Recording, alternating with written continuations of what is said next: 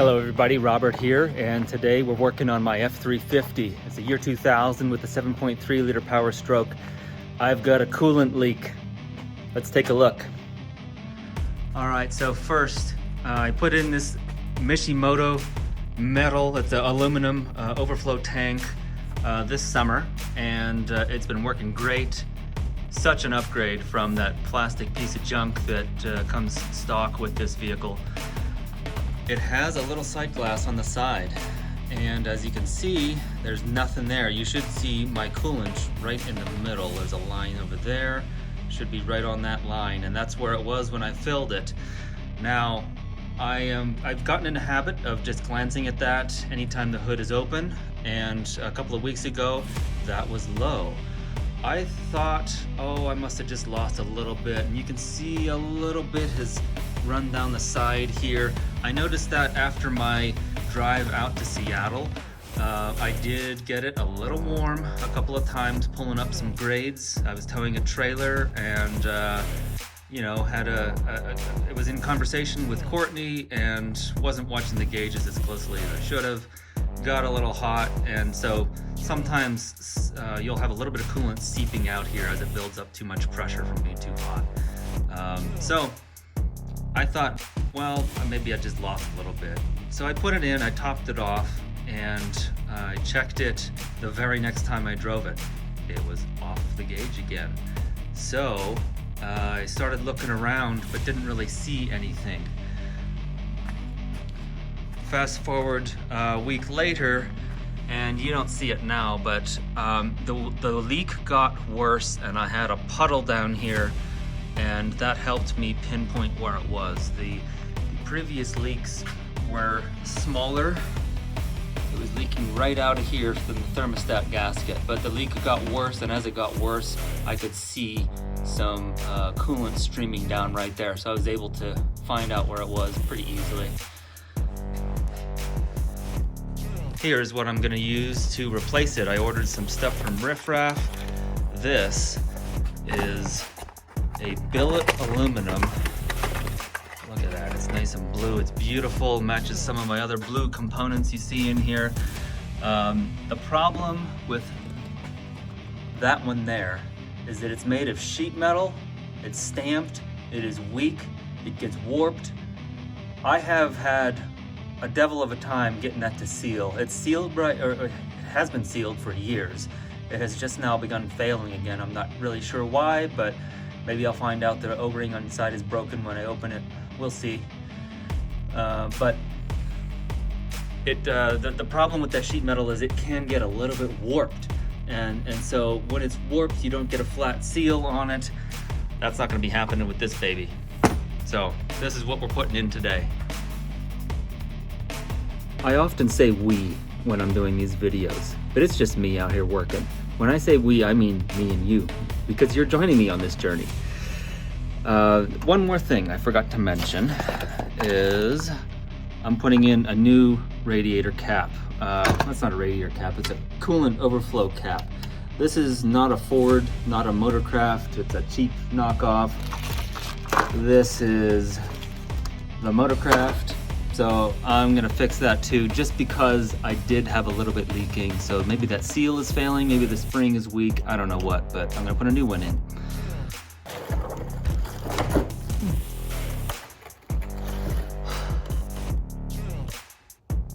First I'm gonna drain out some fluid. That way, when I pop that thing off, it doesn't gush all over the place. So I'm only draining out a couple of gallons to get the level below where the thermostat is.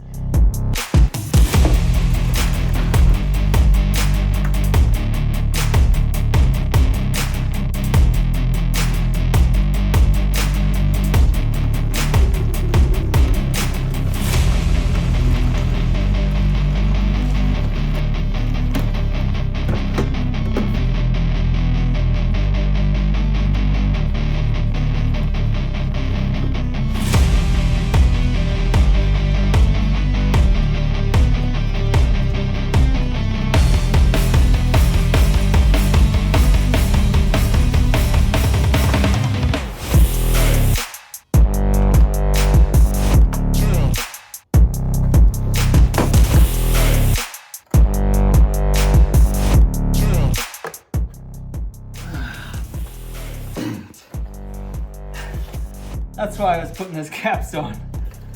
All right, I'm gonna start loosening the hose to the upper, or the hose clamp on the upper radiator hose. And I don't know how well you can see this, but this hose goes around behind the serpentine belt. This is not a stock hose. It's something you can get from Napa or anywhere else, but the normal, the one that comes stock on the truck, I guess, goes through the serpentine, through the path of the serpentine. So if you ever have to take your serpentine off when your truck is hot, that's gonna be a problem. It will not be with this hose because this goes around behind, but you know, I've never actually had to do that, but it is not any, it's more expensive, and it's sure to be nice if you ever needed it. It's a preventative, a precaution.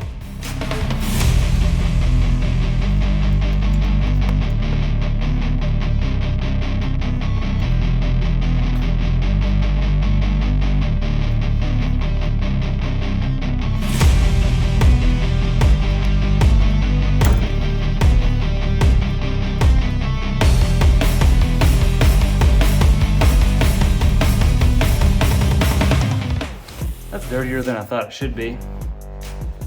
That must be why people put bypass coolant filtration on these trucks. Keep a lot of that crud out.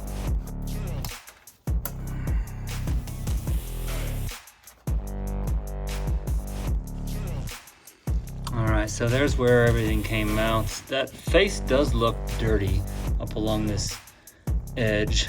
I can't really tell. Yeah. It's really hard to tell if it's been leaking anywhere. If anything, I see right here on this upper edge, it looks like it could have been leaking there, but I don't know.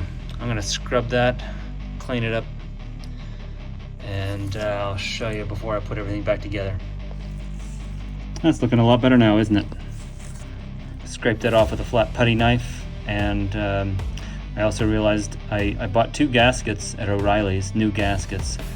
There was not a lower gasket in here, so I guess one is supposed to go in like that. That fits in there perfectly.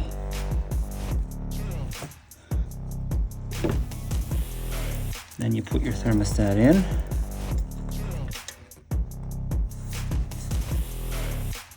All right, like so. Then you've got another gasket. It goes on top. I'm just gonna center it right there. That gasket fits right around this. So now,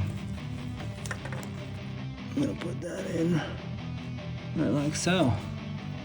All right. And now I'm gonna add the screws, tighten it down. I also noticed just now that we've got fluid all over these rings here and all up inside here. This does not look like it's been sealing very well. I've been getting a very minor slow leak over time. Just the way that looks, it looks like some dried stuff on there that's been, you know, layer after layer over time. So anyways, this is a cheap one. We got the good one here. I'll be putting that on. And there it is, all tightened up. Now I'm gonna add the coolant. Okay, well that went pretty well. It's now time to run it up to temp and cycle this thing a couple of times and look for leaks. Fingers crossed.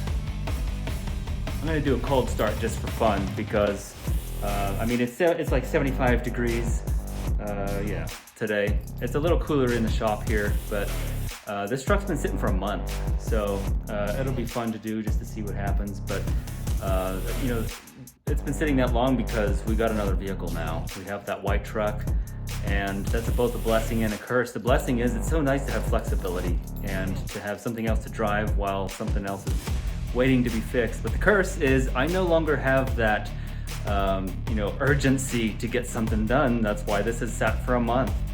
So let's get started.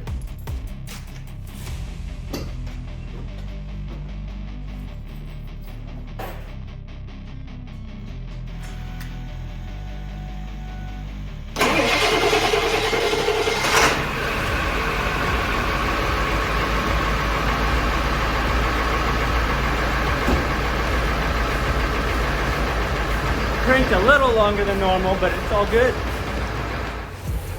All right, let's check. Ooh. I see one drip down there.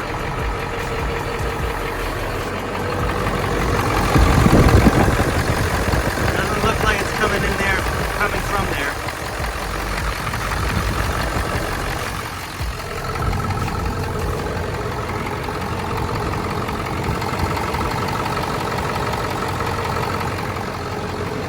I'm not sure if this is up to temp yet anyways.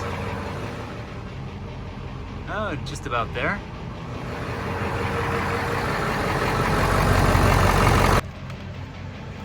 All right, 5 more minutes have passed. Woo, looking good. Nothing more on the ground.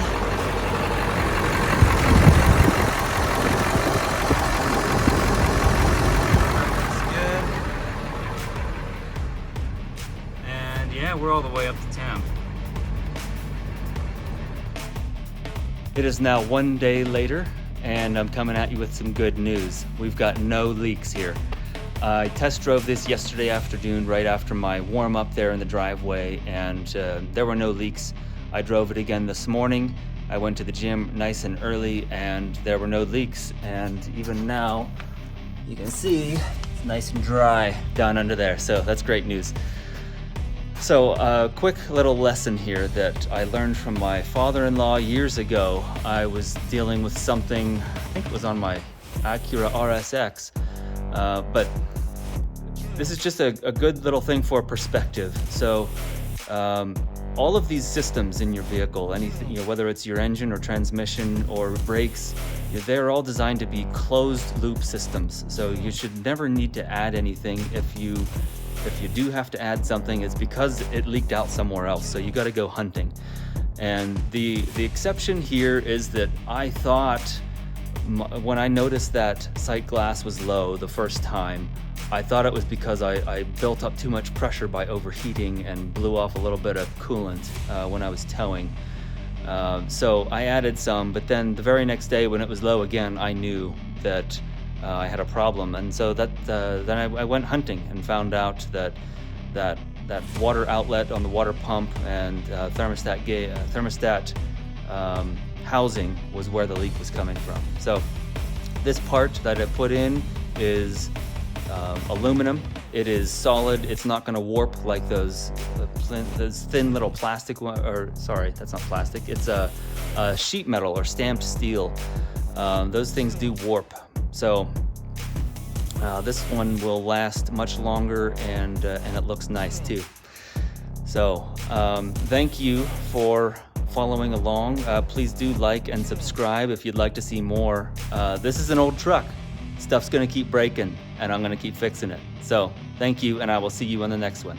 Bye.